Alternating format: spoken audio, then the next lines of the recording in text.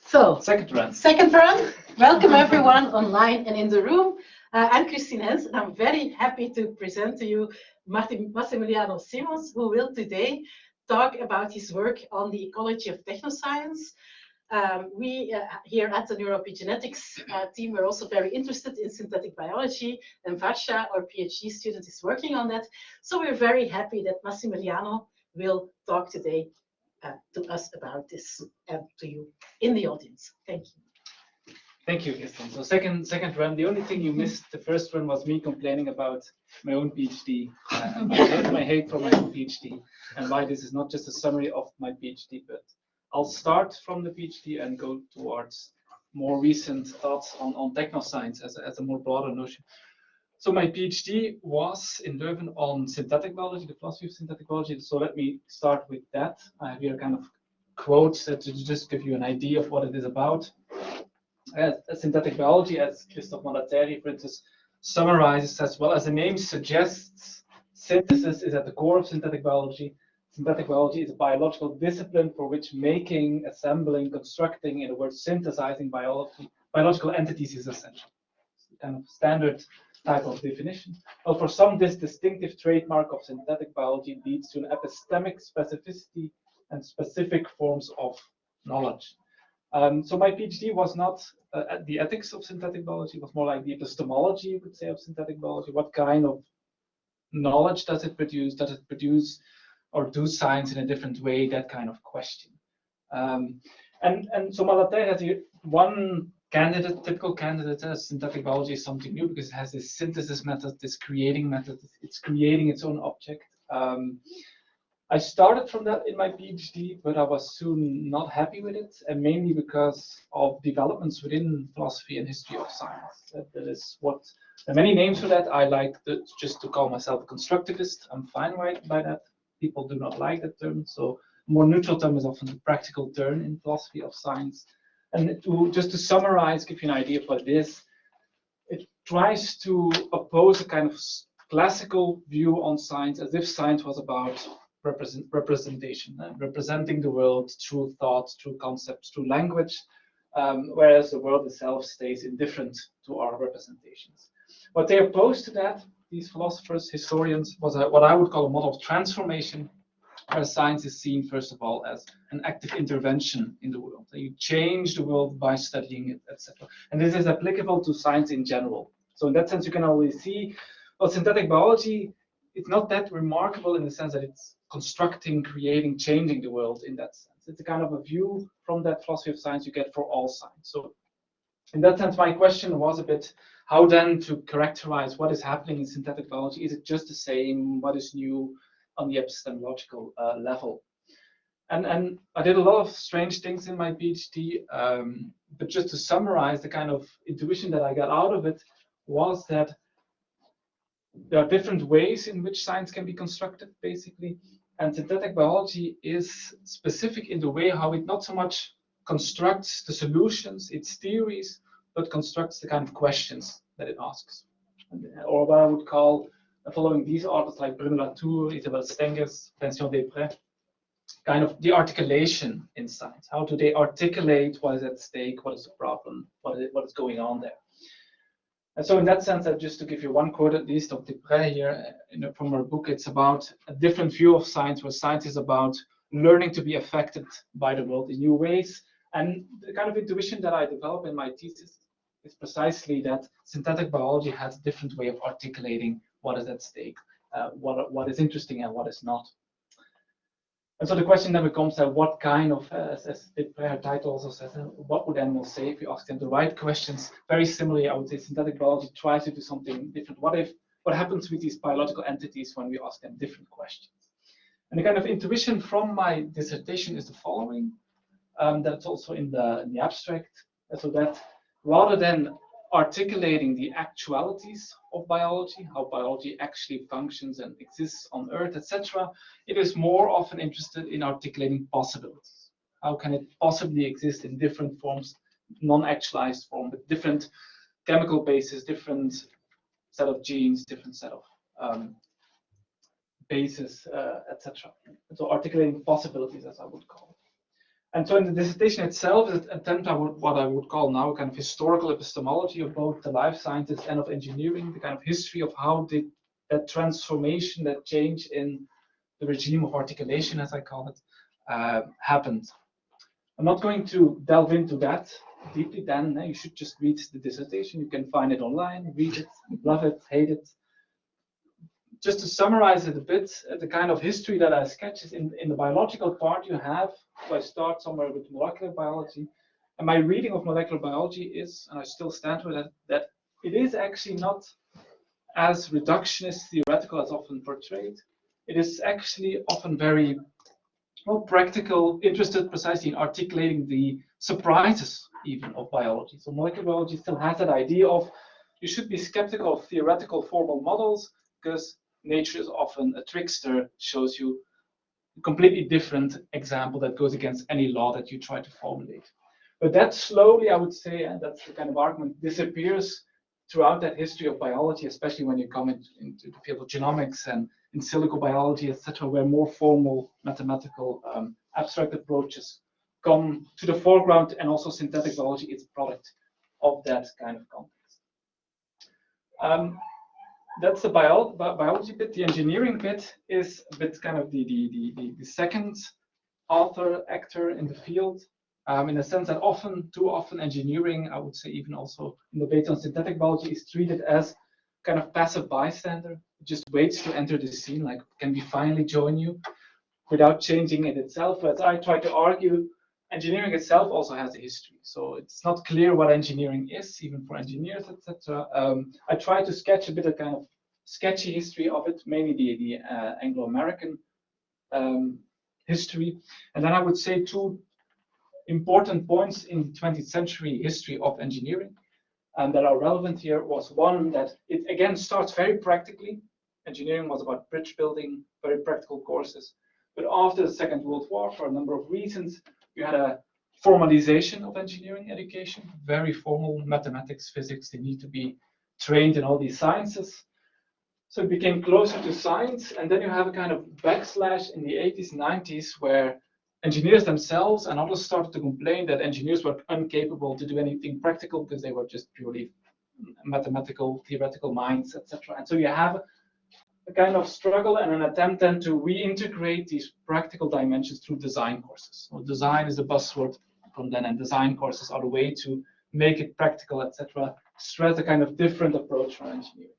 So in a nutshell, the argument that I try to make is synthetic biology as a kind of product of a history of biology itself, but also of a, kind of Trojan horse to engineering, in the sense that the engineering itself first becomes very scientific, so that in the second round, science can become more like engineering. It can become respectable to be an engineer once engineering itself is far more closer to science. So in that sense, it's far more easy now than 50 years ago to, as a scientist, talk about design, you're designing things, etc. That's far more acceptable. That's the kind of argument that I try to develop. And hence the title of the dissertation, The Raven and the Trojan Horse, might make more sense now. The raven is the nature trickster, and the Trojan horse is, the engineer and the whole history of engineering that's happening there. But so that's a bit what the dissertation tries to do. And so in that sense, and I have some articles also based on the dissertation. One is on the history, for instance, of synthetic biology and research in the origins of life. And the argument that I try to make there is precisely this idea that, whereas the classical question about the origins of life was, what's the origins of life on Earth? How did it actually happen? An historical question, you have to recreate specific conditions. As far as that has been taken up in synthetic biology, it's typically a kind of shifting of the question to possible origins. Maybe this is not how it happened, but this is one way how it could happen, how life can come into being. And you can always, in many of these synthetic biology cases, always ask the question, but did it really happen that way? This is how it happened here. And the kind of contingency is unavailable because they focus on possibilities and not on actualities. And so I'm trying to grasp now a bit more what that means, that shift. There are some other interesting papers as well, and based on that, I also frame it now as a kind of shift from focus on actual knowledge about actualities to what we call kind of modal knowledge, like modal logic about possibilities and necessities. That's the kind of currency that synthetic biologists often talk about. What is possible, what is necessary, what is impossible. Let's explore that design space, as they would call it, etc. And you have so a number of other more analytically minded, I would say, scholars like Koskinen, etc., who explore very similar ideas in the case of synthetic biology. So I'm definitely not the only one trying that angle. That synthetic biology is about biological possibilities, exploring these things. So that's the kind of take on synthetic biology here that I follow. Now, in my work after the PhD, I try to go beyond synthetic biology and expand it a bit to what I call technoscience. And by technoscience, I mainly mean a kind of label to capture a kind of set of commonalities, set of connections between synthetic biology as a new field and these other new buzzword fields like nanotechnology a bit earlier, nowadays data science, all the AI stuff, robotics could be another one, etc. And the kind of question that I'm asking now is there something particular that they share, that the history of synthetic biology is not just a history internally of biology and engineering, but also a shared history of these fields and how they connect with one another? And that's the kind of question that I want to raise today a bit, and what that means. What is this technoscience? And again, the intuition is, if you start from this notion that it articulates mainly modal knowledge, as I call it, then it starts also to make sense. One thing that always puzzled me with synthetic biology, but is particular to all these fields, that they can do two things at the same time. On the one hand, claim that they are posing deep scientific questions, like you understand the fundamental principles of what is life, purely basic research and no applications seemingly, etc. But in reality, they at the same time always also stress the applications. And I think precisely by focusing on knowledge about the possible, knowledge about possibilities, they can do both at the same time. They can be an engineer and a scientist at the same time, because they can both claim we're trying really to understand the fundamental principles about the possibilities of life, the possibilities of materials, possibilities of intelligence, AI, we call it, possibilities of movement. Whereas at the same time, also immediately you can switch register and say, yeah, of course, it also leads to applications, great applications that we can also precisely find in that realm of possibilities. Particular to that application field, I would say, is also what some would call a kind of economy of promises, right? So the kind of applications they often end up with is not so much a real concrete application that you can use, but precisely the opening up of a field of possible applications. Oh, we create a minimal genome. What can that be? It can be a chassis, and that can have all kinds of applications. You can start using all kinds of genes, and you have full control, etc. So in that sense, it's a kind of proof of concept often that they end up with. They do not really flesh out always what the concrete application will be, but they open up fields of applications. Rather, again, what is possible to do, what's possible to create. So in that sense, that's again why I think it's something common to all of these technoscientific fields. Now, the kind of question that I want to raise today, and I go back to my three favorite authors here, Bruno Latour, Stengers, and Debré, is what to do then with technoscience, how to evaluate it, how to think about it, what's happening there. In that sense, it brings us back a bit to the ethics of synthetic biology, you would say the ethics of technoscience. And I want to follow one of their intuitions, which you find especially with Stengers and Debré, and which always puzzled me, and that's precisely why I want to focus on, to understand it. And that's the kind of claim that you often have is, well, good science, for them, good science on an epistemological level and on an ethical level is the same.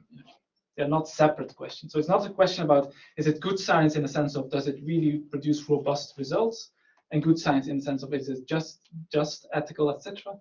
For them, somehow, if you're doing good epistemological science, you're also doing good ethical science, and vice versa. And they are somewhat aligned with one another. And I want to flesh out a bit today what that possibly could mean. And that's the whole idea of an ecology of technoscience. don't worry, I will not delve too deep in Latour's things and prepare themselves. I will try to mention them as little as possible to keep it very simple. And the idea that I want to start with is rather just their view on science. Is also applicable to their view on technology. It's a very relational view of what technology. That's very simple. Intuition is technology never stands on its own. It is always relational in the sense that it only works within the right environment. If you do not have the good niche, the good context for a technology, it will simply not work. And that can, on the one hand, definitely mean the material environment. So in that sense, a certain technology, think about biologists working with cells. Well, if it's not a sterile environment, if it's not a closed system where things are kept outside of it, etc., if variables are not under check, etc., under control, then it doesn't work. That's the most obvious meaning of the right environment. So it only works typically in the lab. It's always a challenge to get it out of the lab. But it also means precisely the social environment. That is, these technologies do not only require a certain technological material organization, but also often very social organization of their companies. And the idea of you need the right infrastructure, for instance, to let a car drive around the city. Without cars, etc., it doesn't work. And those are, of course, political decisions. And you need to have legislation, who's allowed, when is it allowed. You have to have policy, you have to have debate, democratic decisions, etc., to make that happen. So you see here already how the epistemological and the ethical, they tend to come very close to one another on that. Very simple examples would be, I think, vaccines, for instance. Well, vaccines, when do they work? Obviously, you need to have a sterile environment in which to create them. You need to have robust containers to transport them over the world. Very material story, but also a story about policies, about organizing societies to get that needle in that room with you at that time when you need your next injection. It's definitely also a story of how to organize society. A very similar classical case also nuclear power. Again, nuclear power on the one hand, to keep them stable and not exploding, etc. You need material, technological stability, but you also need social, political stability. And in that sense, I draw more in this story inspiration from another Dutch philosopher, Hans Radder, who used, for instance, the case of nuclear power and says, well, indeed, to keep nuclear power stable, you also need political measures like increased secrecy, intrusions into the privacy of workers and neighbors, restrictions on the freedom of demonstration and the like. And you need to kind of promise that in 50 years, etc., for 100 years, how long you want to use them, whatever, people will still decide we want nuclear power plants, we want to uphold them, there is still a stable government that upholds them, etc. These are the social conditions that are required. And Hans Radder, for instance, is therefore very skeptical of nuclear power, but I'm not going deeper in that. So he uses it also as a kind of argument against these technologies. That you cannot promise the social stability for as long as the power plants need it. That's his argument.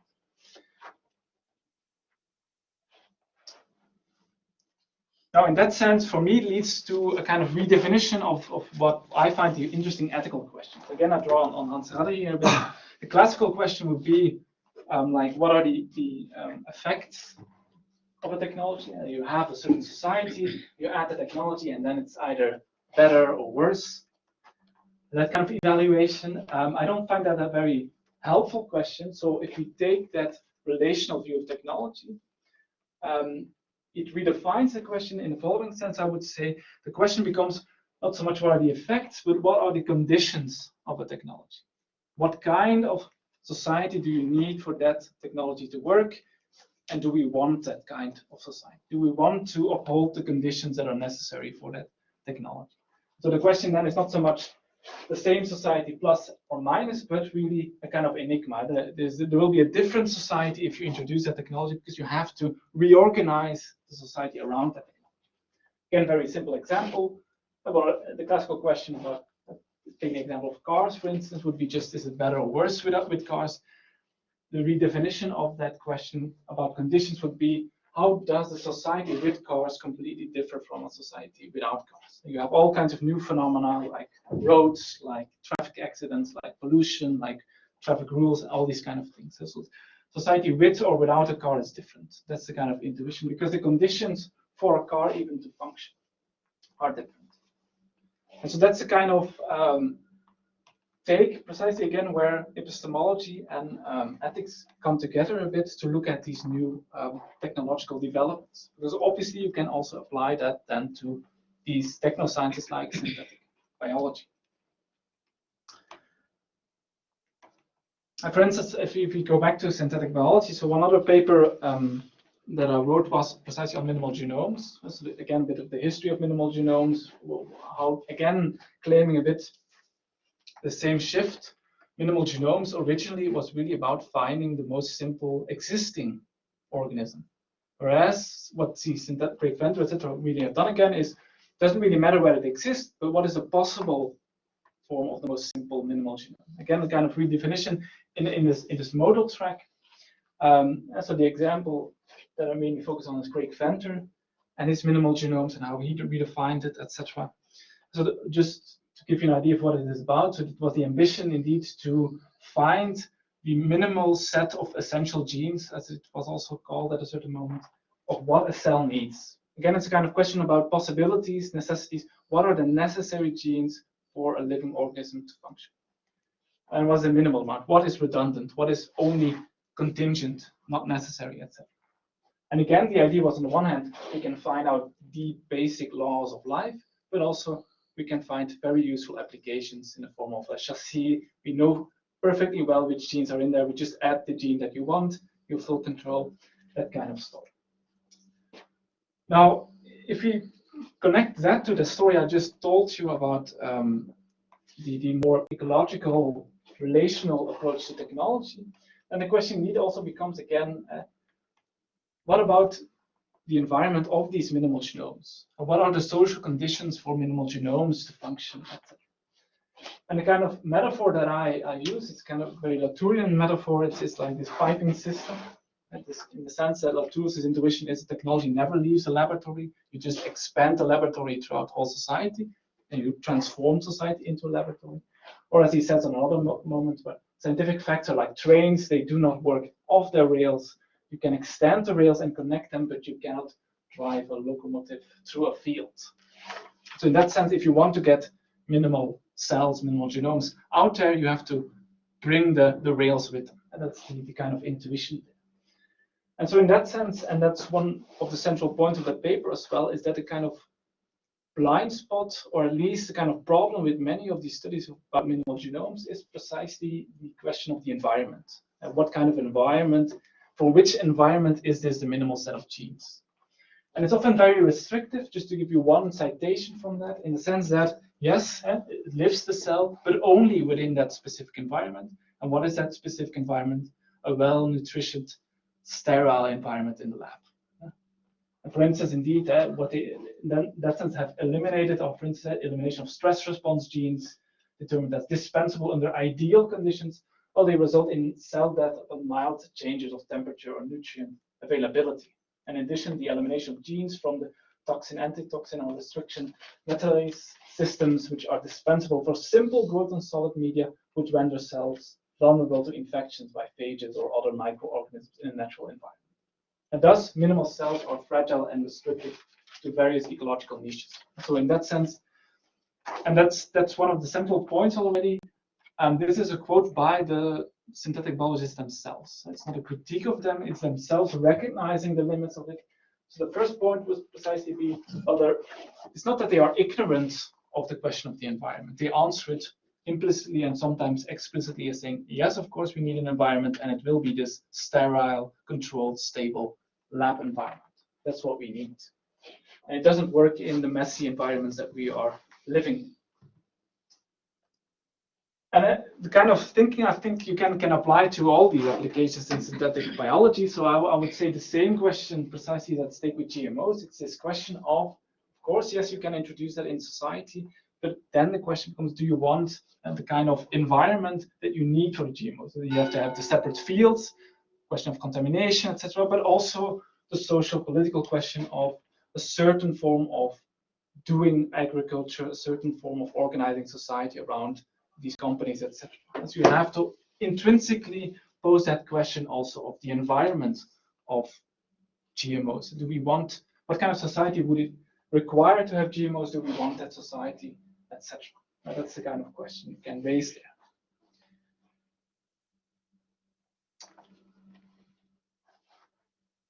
So in that sense, I think one of the first points that I precisely want to stress is that there is thus an ecological thinking in technosciences themselves. It's not that they are unecological and we are only thinking about the environment, but it's a very specific type of social conditions that they like to put forward. And then the question is, do we want to accept it?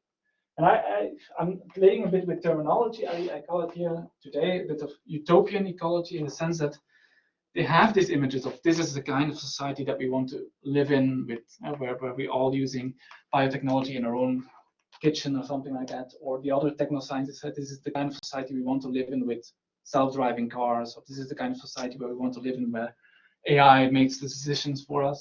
But it's very utopic in the sense of also it's a completely, and there's a bit of a tricky point. I'm not sure how to articulate that myself. It's completely separated from the actual world in a sense. And precisely because they are focusing on modal knowledge, they do not really focus on what is actually here already. How does this function? They just dream up one of the possibilities and how to actualize that. It's a bit ignoring the connection or the question of transition, how to go from this to there, what will happen with the actual existing. That was an echo. Just to throw in another paper by myself, one way how I've tried to conceptualize it is using Jean-François Lyotard's notion and his interpretation of technoscience. And he talks about, well, what concerns him with technoscience is what he would call kind of loss of the body. So in one of his texts, it's about the postmodern fable. He starts and ends it in the following sense. So it's talking about these technoscientific developments. Well, at the time when the story is told, so in the 90s, all the research, all this technoscientific research was in fact devoted directly or indirectly to test and reshape or to replace the so-called human body so that the brain remains able to function using only the energy resources available in the cosmos. This is how the preparation for the final exodus of the negative anthropic system took place far, far away from the Earth. And what the human and his brain, or rather the brain and its human, could look like when they left the planet forever, the story did not tell. So it's a very speculative story about we have to one day leave the solar system because the sun will explode. In what form will that be? Well, precisely, and these kind of technoscientists think also of the Elon Musk kind of dreams. They are very, very happy to leave the body, all the existing forms of life, not just the literal body, but also the social forms of life, the way how we organize society, culture, etc. Leave it behind and just actualize that utopic ecology that they dream.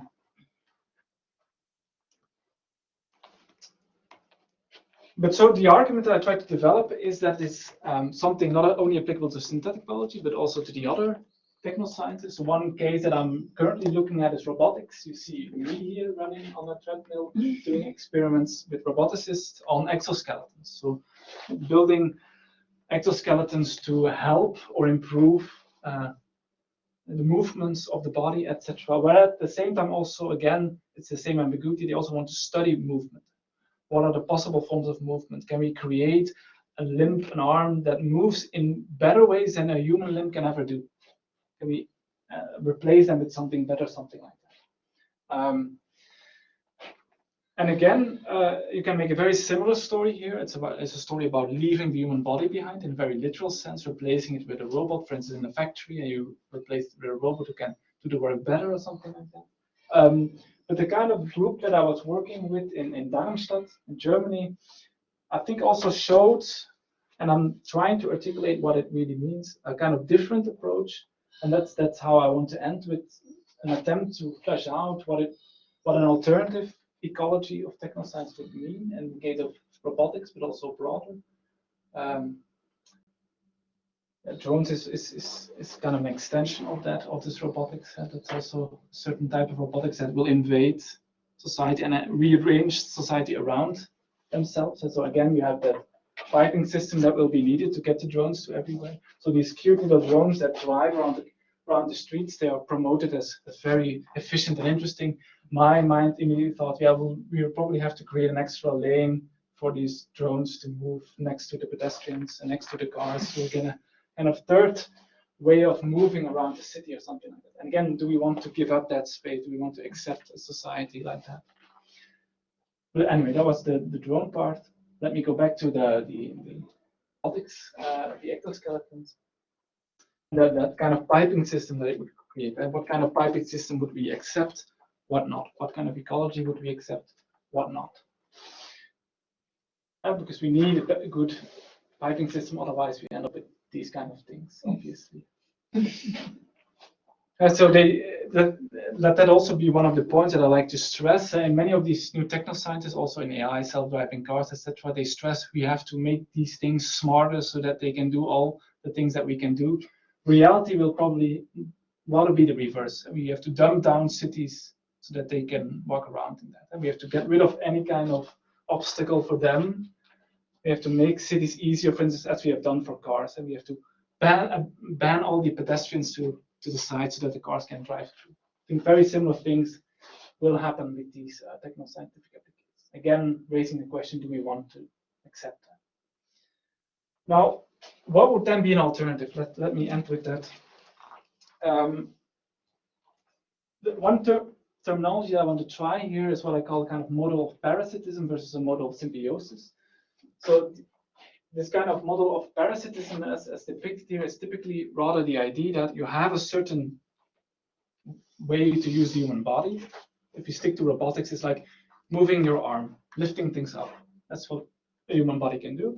Well, what does the model of parasitism do? It takes that particular goal and then tries to make it more efficient, a robot that can do it 10 times better, etc. And then replaces the human, typically, a kind of idea if we have to overcome the human limits, etc.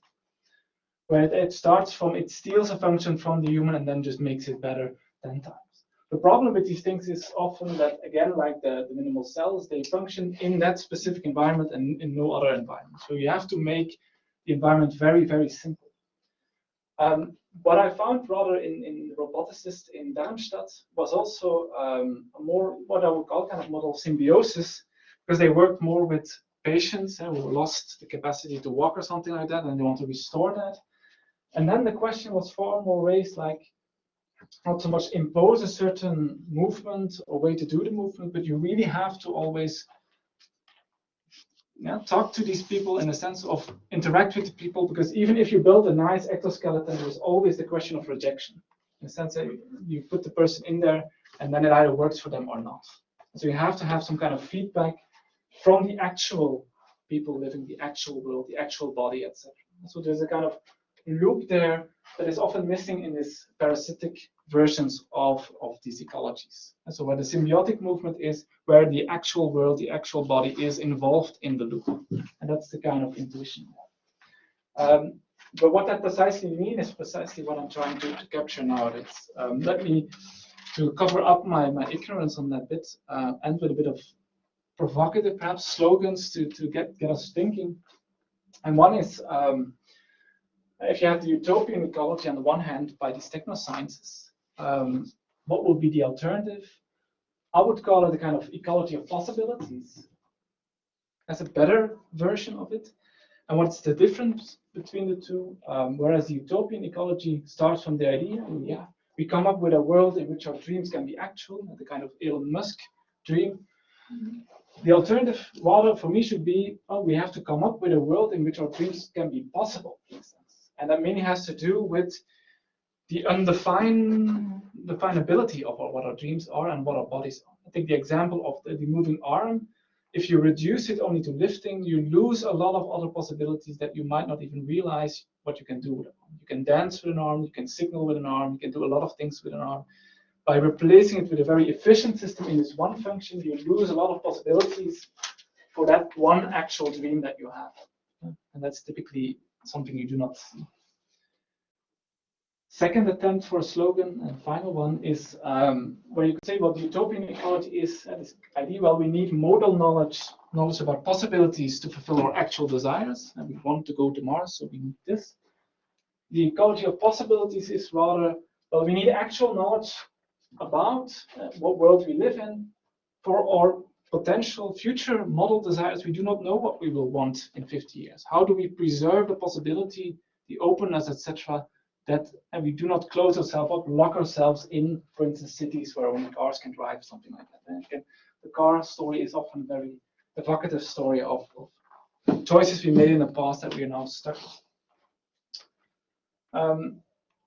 So in that sense, that's my kind of first attempt here to define what the kind of alternative is. So the question really becomes not so much ecology or not, but what kind of ecology do we want? How to phrase that, how to explore that, and how to think about these ecologies within these technosciences. So my plea is not to abandon technoscience, abandon synthetic biology, but have a different version of synthetic biology. And one term could be, and that's what I've heard in the case of robotics, is like sustainable robotics, sustainable technoscience, sustainable also in the form of societally sustainable, etc. Let me leave it here so we have some time for questions, because I know people have to leave at 2. And thank you for your attention.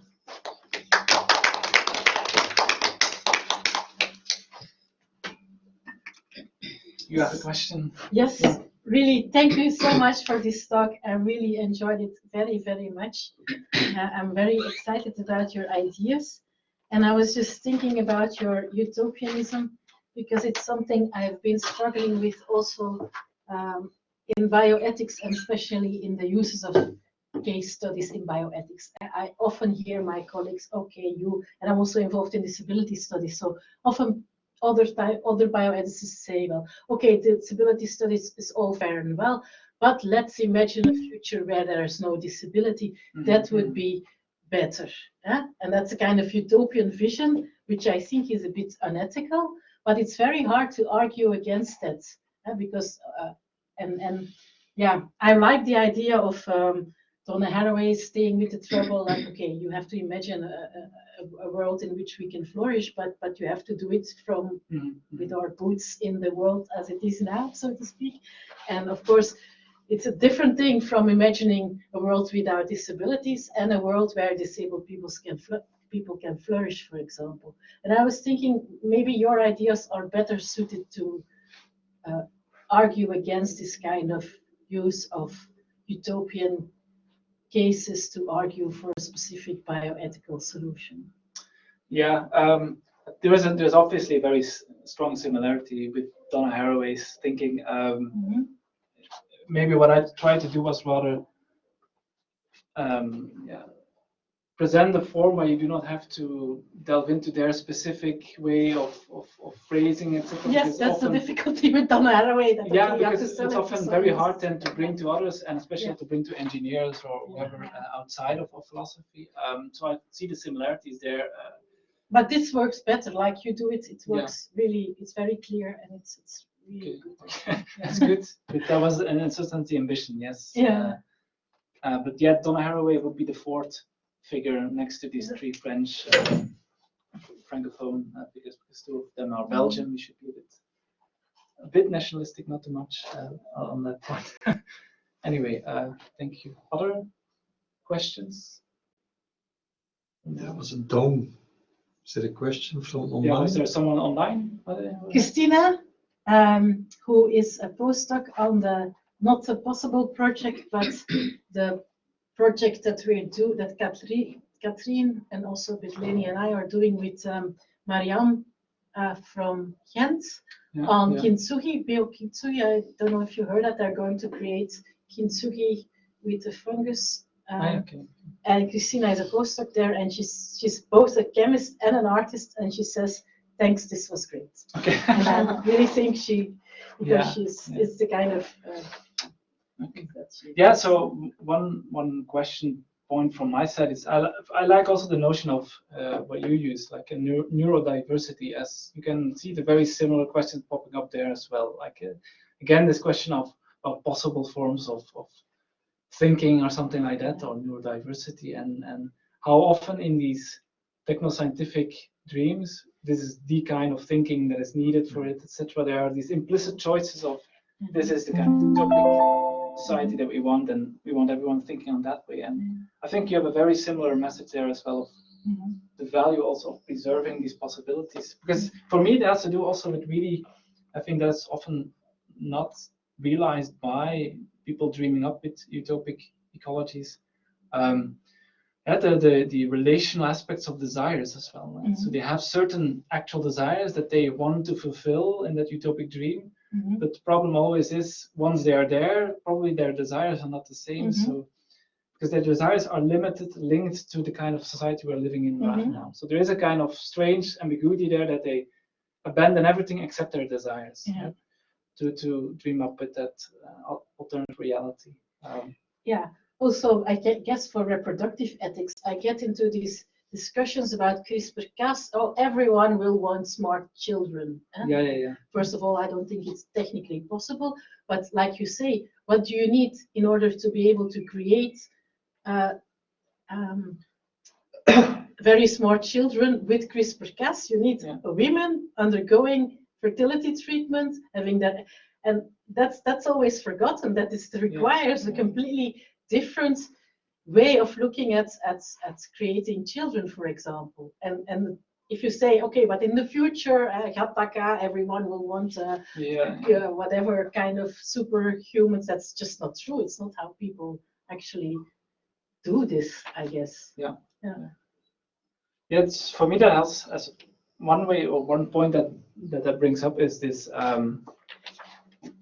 slogan that Latour, etc., also had, this ethics and epistemology go together. And for me, that also means in ethics, you always also have to delve into other fields. You also have to delve into, well, in these cases, philosophy of science or philosophy of technology, because you have to really, indeed, because we saw in your presentation and this earlier today as well, you have to really look at what kind of society would that be where you use that, what kind of shifting of stuff in the world do you need to get that thing working.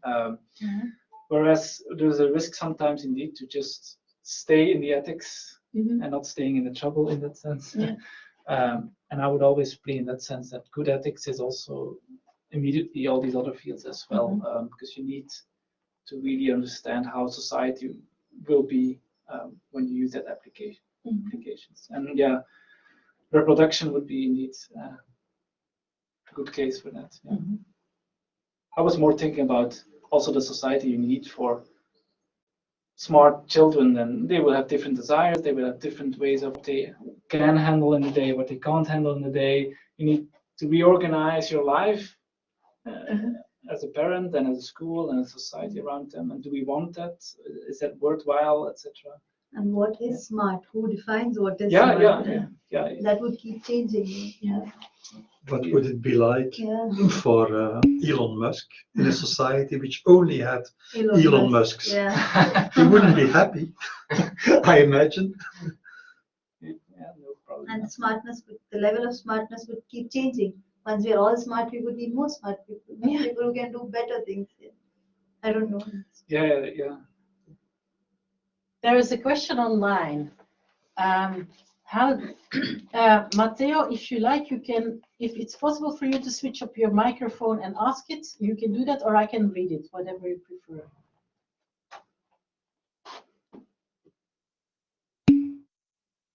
Okay, so he asks, how do you make sense of criticisms of technoscientific rationality as reproducing the same, when they themselves are all about possibility and novelty? How is a sense of possibility of, for example, Elon Musk restricted in your opinion? There's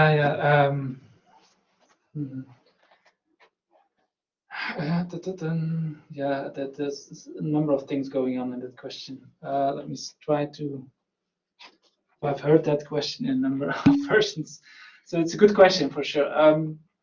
So the way how I phrased it today was, the difference is that indeed they want to explore unactualized applications in the field, for instance, self-driving cars, ways of driving that a human can never do, safer, etc.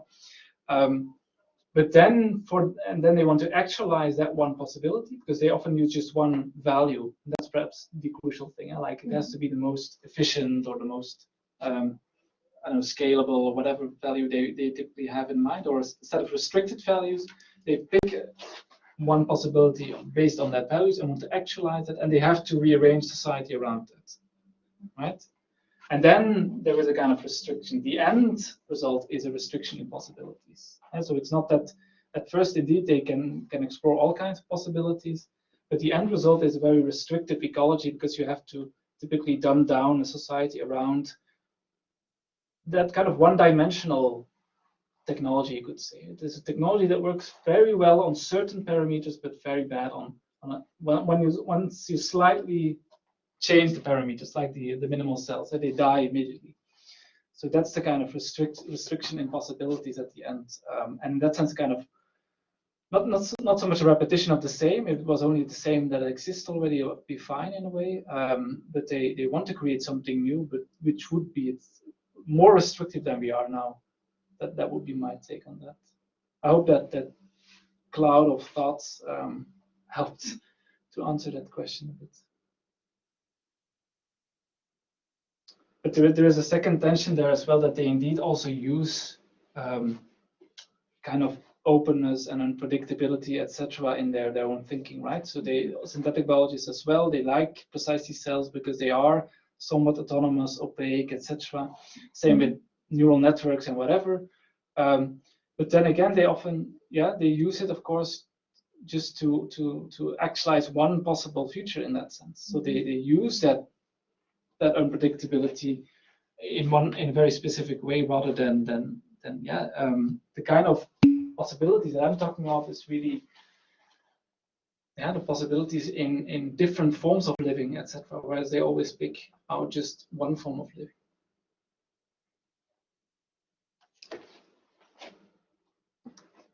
And then there is another question from Mohammed, I think. Bachelor also makes room for values in epistemological studies. Sorry, I can remember that he used the concept of epistemological value in his Le Rationalisme Appliqué. How can you evaluate Bachelar's position in this ethical epistemological project? Yeah. Thank you so much for the talk. Bachelard is thrown in. Okay, thank you, Mohammed. I'm not sure. So whether we need or want Bachelard in this story, because not that Bachelard is uninteresting, definitely not. I would be the last to say that. But my take is the kind of values that he's speaking of is very internally to science. It's kind of values within science that is often at stake, like a simplicity or something like that in more traditional philosophy of science. And of course, these values, they play a role here as well. These choices are made, etc. But I want to precisely link it and feel free to expand it on that yourself, how Bachelard goes beyond science and also links it to societal values. And I do not immediately see how he does that, but so let's stay there. Someone says, thank you for the talk. I will definitely have a look at your thesis. At least someone read it, right? Yeah. Okay. Yeah. If there are no online questions, I was looking forward to this, and thank you. I was right, so I like to be right. So, don't we all? So I think one of the things you said you struggle with, which is coming from more neurodiversity or disability, I struggle with as well, is how do you make this type of argument in a way which is convincing to those people scientists or engineers, who might say, if you start from French philosophy, okay, then you get I'm not going to listen because it's French philosophy. If you start from disability, I'm not going to listen because it's disability studies, and those people exist. Not all of them are bad. So my question is, do you think there is another? Without dissing, because I read some of that, not all of that, but I had also questions on the relation with Simondon and values and openness. But if you look at that kind of reaction, and if you just take it seriously, do you think that there is something that is internally self-defeating in the view of breaking up life, for instance, in its constituent parts or functions, and then optimizing those functions that you could even make clear purely on the more analytic or empirically inspired and so on and so forth philosophy. Did you ever think of trying to make the argument without explicit reference without to the French piping? yeah, but so I dare to include them here because I know the audience would be more forthcoming and more acceptable. How I would go even one step further, then I would probably, as I've done a bit today, like Hans Radder is an case who is even less demanding and more analytically minded, but does make very similar points about this question about conditions, etc. I think that's a good way to frame it. But one step further would be, and I've not included it here, but later in the past, one way to frame it is, well, indeed, you don't need any philosophy, you just need engineering. And the thing is, you have to think about the different values of engineering themselves and the diversity there. And indeed, the typical focus in these techno-scientific stories is efficiency. You get there as fast as we can. But that's not the only engineering value. You can have the beauty of redundancy, the beauty of robustness. And that comes closer to that realm of possibilities. If you have a certain redundancy, where indeed, of course, I have two arms, I just need one. No, but that becomes very interesting in cases where you lose one arm. Of like the robustness, precisely, that cells indeed they are a bit efficient, but you can throw a lot at them and they keep functioning. That's the beauty there. Or like even friction as a kind of value on its own. So I think maybe if you talk to engineers, you can precisely point them at the diversity of values that they themselves value, and then question, don't we need them all, or how to arrange them, what is the hierarchy, etc. I think you're right. Then you can make a more internal story that they can buy rather than French philosophy. Yeah. No, but I think you're right. I think engineers, well, your average engineer, the minimal cell, if it dies outside of lab conditions, an engineer typically does not design for lab conditions, and you do not build a bridge to function in the lab.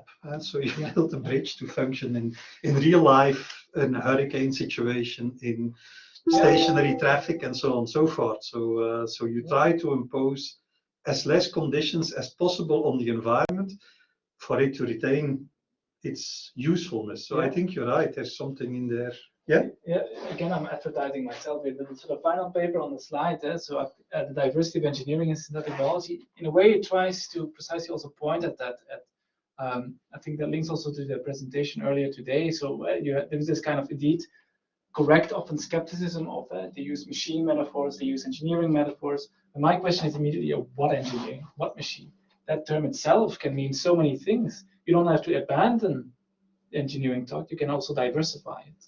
There are different ways in which engineers can talk about themselves. They can see themselves also as tricksters or as rational designers, something like that. Very diverse. Same with machine. I mean, we don't have to go and see Modal, but machine itself is also a very rich term that you can really spin in a different direction. So my strategy, and then since we are in French philosophy, that's my Althusserien strategy. You don't abandon the terms, you take them over. Right? So you don't abandon the term ideology, you use ideology but in a completely different sense. But since you're still using the same term, they have to engage with you. They have to say, but no, engineering is about that. So I think a strategy for scientists might be helpful there as well, to not try to use your own jargon, but use their terms, focus on them, break them open, and then force them to engage with their own terms. In a way, show them that they make choices there, and why would that be the choices, even according to their own values, etc. So that would be my talk when you were all engineers, probably. But luckily, you're the only one, I think. Yeah, and it's a long time ago. So I'm the type of engineer who couldn't make anything. So and still cannot make anything. So hence you went to philosophy. I was really in that.